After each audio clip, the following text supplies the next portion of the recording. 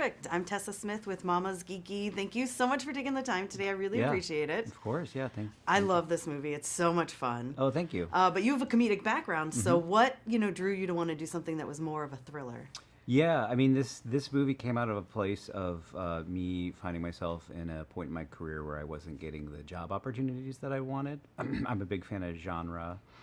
Anything with a robot, a serial killer, a ghost, sci-fi, thrillers, horror, like that's my jam. And so I didn't have a writing sample that kind of reflected that. And so it took a pandemic for me to sit down and go, why aren't you getting the opportunities you want? And it's because I didn't have anything that reflected my voice. And so that's Companion sprung from that desire to just show the world that I can write genre. And in hindsight, I think that I threw everything at the wall. I put all the genres in it because I came at a place of, well, maybe this will be the only time anyone reads my script, so let's just do it all. Yeah, and then the comedy part is just kind of what comes natural for me anyway.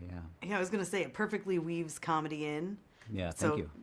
Can you talk about the importance of including that? I think it makes it more fun journey. Yeah, thank you. And weirdly enough, talking about trying to write something that reflected my voice, the very first draft of Companion had no comedy in it at all. Yeah, I kind of I think because it's one of those things where it naturally comes to me, so I just felt like maybe it's easy and it's low hanging fruit, so maybe it's like I shouldn't do it. So I wrote a version of the script that was it was like a Black Mirror episode. You know what I mean? It was like the core of the story was there, but it just didn't sing. It didn't have life. And so it wasn't until I went back and like reread it and I was like, well, what are you doing? Like you comedy is where it's like that is what is your natural flavoring. So like, let's go back and sprinkle it in. And that's really when it started to take life and feel like something fresh. Yeah. I got to ask you about Boothang because that gets stuck in my head. Like it's been stuck in my head since I saw this forever ago.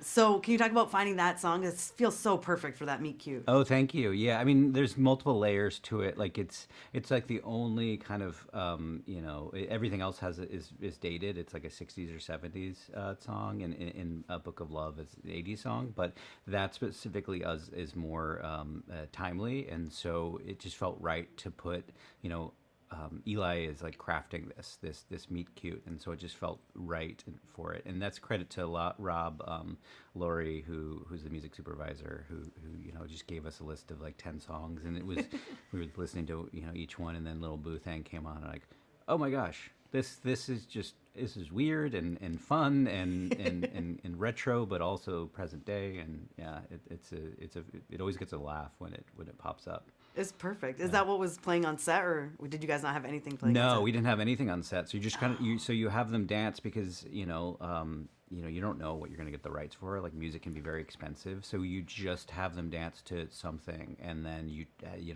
the music supervisor has to find things that kind of match the beats per minute of it. But that one, again, I mean, the reason why that one worked so great is because we slid it in, and it's like, oh, it felt like they were dancing to it in the moment. Yeah, it's perfect. Yeah, I don't even remember what they were dancing to.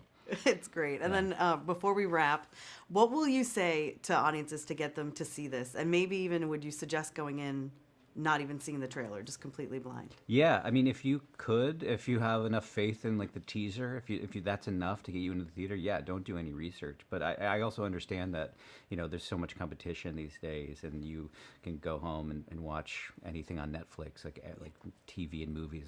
It's hard to cut through the noise. And so if you want to have to pay $20 to see a movie and get a babysitter, and you need to know a little bit more about it, that's fine.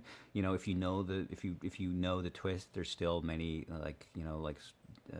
zigs and zags that you won't expect it to go. So just the main twist, if you know it, that it's still enjoyable. But yeah, I would love for people to experience this as cold as they possibly could.